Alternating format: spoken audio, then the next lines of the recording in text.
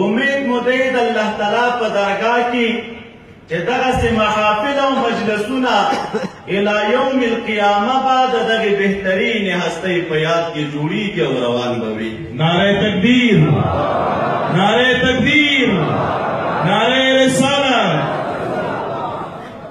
معزز سامعینو وجه څه شی ده چې نن هغه خپله نه دی موجود اما یاد باقي دی. وجه څه شی ده چې ډېر داسې خلک به وي چې دغه بهترینه هستۍ به یې په ژوند نه وي لیدلې اما په نوم باندې ځان قربانوي، د هغه په مسیر روان دی، د هغه په لار روان دی. د هغې بنیادي وجه دا ده چې الحمدلله ثم الحمدلله مونږ او تاسو په دې عقیده باندې یو چې دغه بهترینه هستۍ د اله العالمین په دوستانو کې واکمنترین دوست وه. کم خدمت چې دغه بهترینې هستۍ د الله تعالی دین ته او د محمد رسول الله صلی الله علیه وسلم بهترین سنتو ته کړی، انشاء الله العزیز هیڅکله به هم تاریخ د دغې بهترینې هستۍ دا کارنامې هیرې نه کړي. معزز سامعینو دې مبارک دغې لوی منصب ته د څه شي په وجه ورسېده؟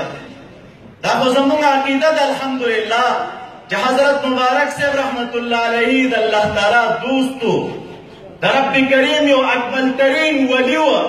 د ولایت دغې منصب ته انسان په څه رسېږي او دې مبارک په څه شي باندې رسېدلی و؟ معزز سامعینو د ولایت اسباب علماو په خپلو کتابونو کې ډېر زیات لیکلي، خو زه یو دوه درې سببونه درته وایم د وخت د اختصار په بنیاد.